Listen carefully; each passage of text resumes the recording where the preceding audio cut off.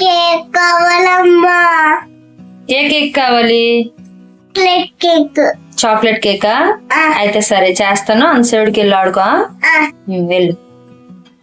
ఇంత క్యూట్ గా కూతురు అడిగితే ఏ తల్లి మాత్రం చేయి చెప్పండి. నేనైతే మా రితుకి ఎప్పుడు కేక్స్ అనేవి ఇంట్లోనే తయారు చేస్తుంటాను. ఎందుకంటే బయట నేను ఎక్కువ కొనను అనమాట. కొనకపోవడానికి చాలా కారణాలు ఉన్నాయి. ఈ మధ్య కాలంలో చూస్తున్నాం కదా సోషల్ మీడియాలో అవి ఎలా తయారు చేస్తారు, ఆ మేకింగ్ వీడియోస్ అన్ని చూసి ఇంకా వద్దురా బాబా అటు సైడే వెళ్ళకూడదు, ఏదో ఎమర్జెన్సీ పర్పస్ ఏదో లైక్ బర్త్డేస్ అలాంటివి అయితే తప్పదు. ఇంకా అది కూడా ఇంకా ఫ్యూచర్లో నేనే చేసుకోవచ్చు మేబీ. ఎందుకంటే టైం ఉండదు కదా పిల్లలకి చూసుకోవాలి, చేయడానికి అవ్వదు కనుక బయట ఆ టైంలో అయితే కొంటాను. లేదంటే ఇలా ప్రీమిక్స్ తోటి లేదా ఓన్గా నేను తయారు చేసి పెడతాను అనమాట.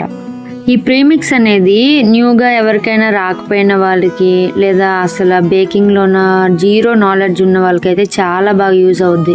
ఏముండదు, వాటర్ దానికి సరిపోయినంత, ఇప్పుడు చూసారు కదా అంత క్వాంటిటీలో వాటర్ యూజ్ చేసి కొంచెం అంత ఆయిల్ వేస్తే సరిపోద్ది. ఇంకా బేకింగ్ ఐటమ్స్ అన్ని మనకి మౌల్డ్స్ ఇలా ఉన్నాయంటే ఈజీగా చేసేయచ్చు. అప్పట్లో ఒకరు డైరెక్షన్ ఇచ్చేస్తే చేసేవారు, కానీ ఇప్పుడు మొబైల్లో A to Z తెలుస్తుంది కదా.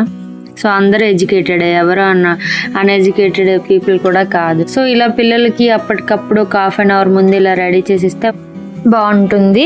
అండ్ పిల్లలకి మన లవ్ ఎక్స్ప్రెస్ చేయడానికి ఇది ఒక మెయిన్ రీజన్ కూడా ఉంటుంది. ఎందుకంటే ఏదైనా అడిగిన వెంటనే మనం డబ్బులు ఇచ్చి వెళ్ళి కొన్ని తెచ్చేది కన్నా మన చేతులతో చేసి పెడితే ఆ హ్యాపీనెస్ కూడా చాలా బాగుంటుంది. అండ్ వాళ్ళు బాగా గుర్తించుకుంటారనమాట, మా అమ్మ ప్రేమగా అడగగానే చేసి పెట్టింది అని.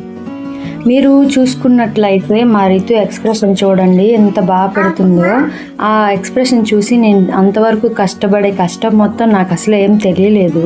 సో ఇది ఫ్రెండ్స్ వీడియో. అయితే మీకు ఏమైనా నచ్చినట్లయితే నేను అన్నది కూడా మీకు నిజమే కదా అని ఒక చిన్న థింకింగ్ ఇంకా వచ్చినట్లయితే లైక్ చేయొచ్చు కదా.